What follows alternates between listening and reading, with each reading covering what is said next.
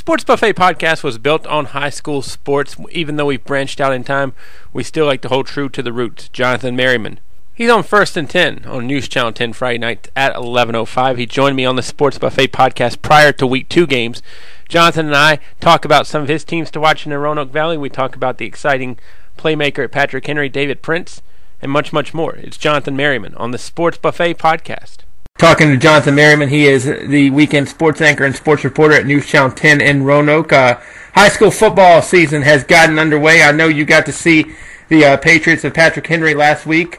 David Prince, he's going to Virginia Tech, unless something changes after his senior season. Is he as good as advertised?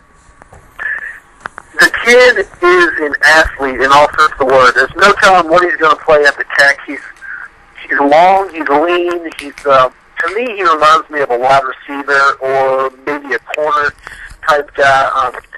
There's no telling what he will become when he goes to Virginia Tech and they pack muscle on him. The kid, he has good instincts, and when it comes down to it, he can make a play for you. So I think he will work out well at Virginia Tech, and I'm excited to see where he goes in the future. Well, let me throw this out, too. People didn't think Logan Thomas would be a quarterback at Virginia Tech. What about Prince in that role? It's hard to say. If he were to be a quarterback, he would obviously be a Tyrod Taylor-type quarterback. I mean, he is a little taller. He will be a little bit taller than Tyrod. It's just hard to say right now with him coming out of high school. Everybody in high school, they come out of high school, they're not as thick and substantially built as they are in college. But it's plausible that, anything can happen. You get around those good coaches and staff at Virginia Tech, and they can mold you into something great. We've seen that in the past. Yeah, and I think one of the better high school coaches actually around in the area that people might not know about just because he's still relatively new is Coach Fiddler at Patrick Henry. What impressed you about the Patriots as a whole? Their speed. They're all around a fast team, and Hidden Valley is an opposite team. PH wanted to make that game a track meet, and Hidden Valley wanted to slow them down. And we saw a little bit of both. When someone got a seam or someone got a hole for Patrick Henry, they were able to run through that hole. But for the most part, Hidden Valley slowed them down pretty well. And I'll tell you what, Jake Kite, number 20 for Hidden Valley, who's going to Duke, he had a pretty good game as well, and I don't think he got talked about as much as Prince simply because his team didn't win. But you had two good athletes going up against each other, and they'll see each other in the ACC, that's for sure. Talk about some other teams in the Roanoke Valley that kind of stick out to you as we are still in the infancy of the 2012 season. Well, I'm going to give you four. I'm going to give you PH. They're going to be good. They're going to be fast. As the season goes on, they'll correct some of those mistakes they made. Hidden Valley hung in there with them pretty well. And I think against any other team that is not as fast and athletic, they will handle themselves very well. Like I said, Jake Kite, number 20, he had 2 receiving touchdowns, and Lord knows how many tackles he had.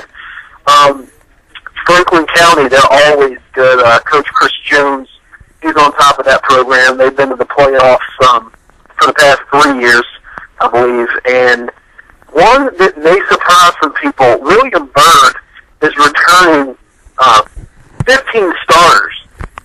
And last year, they got off to a rough start, but the first 4 games, they had lost 7 kids to injury. So they're back. They have a lot of experience. And I think they may make a run this year. They beat Cave Spring, and a lot of people were surprised by that. But with me talking to Coach out there, I really think that they're going to make a dent this year, and they're going to catch a lot of people off guard. This next question may be unfair because you've not been in Roanoke for a very, very long time. But just off of memory, is there anything from Week 1 that really surprised you just by looking at a score or anything like that? The Northside Amherst score, I didn't see highlights of that game, and I just know that Amherst beat Northside pretty handily, and honestly, I don't know if Northside was surprised by how good Amherst was, or if that game was a fluke. But I'm interested to see in how Northside's going to kind of turn the table and move on from that week 1 loss. And I'm honestly interested to see how good Amherst is down the stretch. Yeah, double-digit regular season winning streak going for the Vikings now. And, one other thing that surprised me back from your old neck of the woods in the Danville area is Dan River getting beat by Tunstall. And, no disrespect to Farrell Edmonds and squad, but Trey Edmonds, the loss of him might hurt more than we ever could have imagined. Well, I was able to go down earlier this week, and I did a story about Farrell and his kids and the whole dynamic of that family. Someone to watch out for over the next couple of years are the younger 2 sons. The youngest one, Tremaine in particular, is a sophomore at 13 years old. He's 6'2", right around 6'3". Wow. The kid is going to be phenomenal. And I was actually up at Virginia Tech when I was interviewing Trey, and I had a chance to speak with Shane Boomer, and he recruits heavily for the Hokies. And I asked him about Trey's brother, and his response to me was he couldn't comment because he was a potential recruit. So if that gives you any indication of what's to come for the Edmonds brothers, you can take that and run with it if you want. Now, let me make sure I heard you right. 13-year-old sophomore? 13-year-old sophomore. All 3 of those kids were bumped upper grade in school. So kudos to the Edmonds family and the hard work that they put into those kids and the hard work those kids do on the field and off the field. His brother is a junior, and he's 15, and Trey's at Tech right now as a freshman at 17 years old.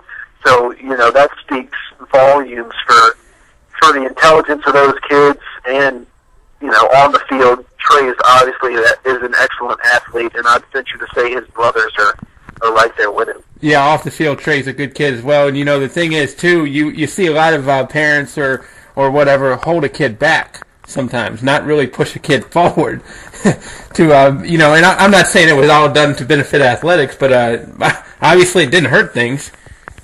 It certainly did not hurt things, and that's one of the things I'm excited to see for Trey as he moves on at Virginia Tech. Is he's young right now, but he's very mature, and we all know as you get older, you're more mature, and he has an opportunity to learn that game and soak up a lot that Virginia Tech's going to push at him if they decide to redshirt him this year. So the sky is the limit for that kid. He can be one of the best players in Tech's history, in my opinion. And that's not, because, I know his dad, I know his brothers, I know his family situation. It just seems like he has his stuff together and his head is in the right place. And when you have athleticism, maturity, and, smarts, right, there's not much you can't do, and there's no telling what that kid's going to do in the future.